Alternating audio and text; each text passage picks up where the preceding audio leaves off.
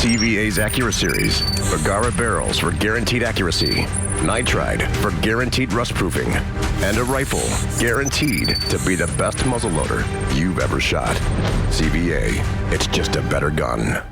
This segment's being sponsored by Tri-Green Equipment. Stop in and see them at 21 locations in Alabama, Mississippi, and Tennessee. They can take care of all your Honda, Steel, and John Deere needs. All right, guys, this segment's been sponsored by Courtney's Restaurant and Catering at 4066B North Mount Juliet Road. They're over in Mount Juliet, Tennessee. You can give owner Tom Courtney a call, 615-754-7548. Let them take care of all your delivery and catering needs. All right, welcome back to the studio. Been talking dove hunting all night tonight, something that we've both done for a long time, Randall. Tell me a little bit about your start in dove hunting. I mean, I know you've deer hunted even longer, but what are some of your first memories on a dove field? That would, we lived around farms, you know, and we never did have the big gatherings like that, but we had doves, you know. We always had plenty of doves anywhere to cut hay or corn, chop, you know, whatever. We'd just go out there and whatever old gun we hunted with, that's what we'd use to dove hunt with. I mean, we could smack them, you know. That was always one of the big things you look for. You look for the month that has an R in it. Yeah. And that's September. Yeah. When that R month come around, it was hunting season. They are there, aren't they? Yeah, it was hunting season then. It didn't matter, you know, and squirrel and dove would be open. Yeah, there's a lot of times that we would, you know, kind of do both in the same day. Oh yeah, and that the gunpowder smelt a little bit different then, and I can still see my brother walking around all day sniffing on that old gun, you know. You know, that's funny. That little thing I wrote the other night, that little small article on Facebook, I mentioned that's one of my first memories of it. Was growing up and me being the retriever. You know, I was the retriever. And I would get those shells after Dad would shoot them, and I'd stick them in this old army sack that I had.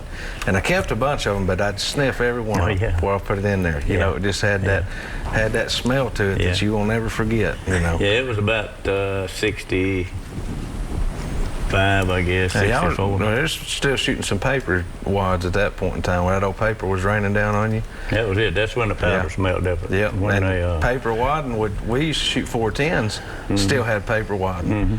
And I remember when you'd shoot at one up in the air enough, that old paper would fall down on you like confetti. Oh, yeah. You know. Yeah, we'd have some good shoots if you want to stay out there and shoot doves, you know. Yeah. They would, your shoulder would get sore. Yeah. I mean, you know, because everybody in the country didn't dove shoot, you know. Right. A lot of people didn't hunt back in them days, you know. Yeah.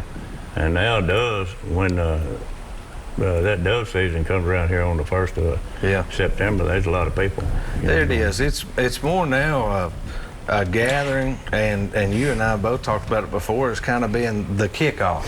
Oh, yeah. You know, that's kind of like kickoff week to hunting season. I mean, when it makes the weather gets turn here, cooler. It does. Something does. Amen to that. I don't know if that's what it is or not, but that's what it is. I know I'm always ready for it to cool off some. And the dove weather this year hadn't been bad for that, really. We didn't just absolutely sit out there and burn up this year. No. Some years it's pretty warm out there.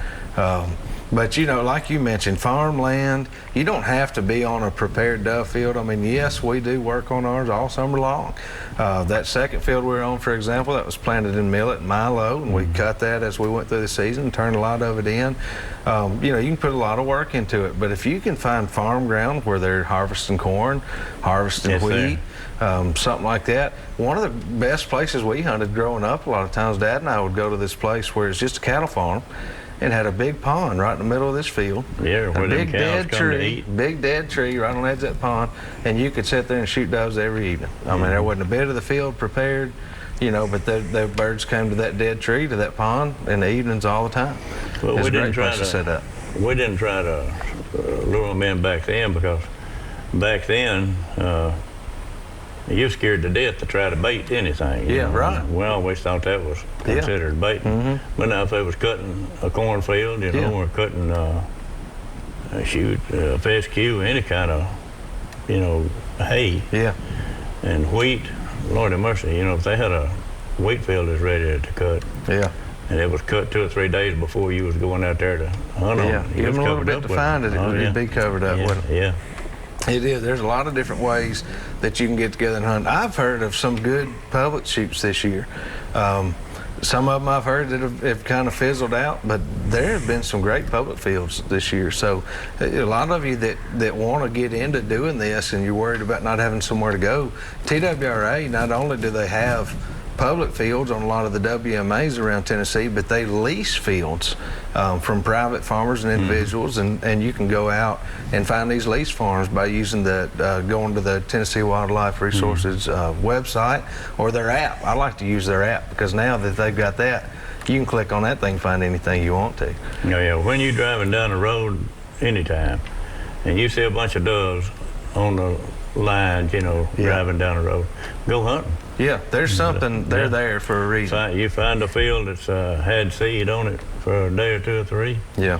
There'll be birds there, Yeah, they will, and they seem to stay on them for a couple of weeks at a time. Yeah. So they'll stay on there till the cold weather runs them down. And they're back in here now. Emory, you're ready to go back this weekend, aren't you?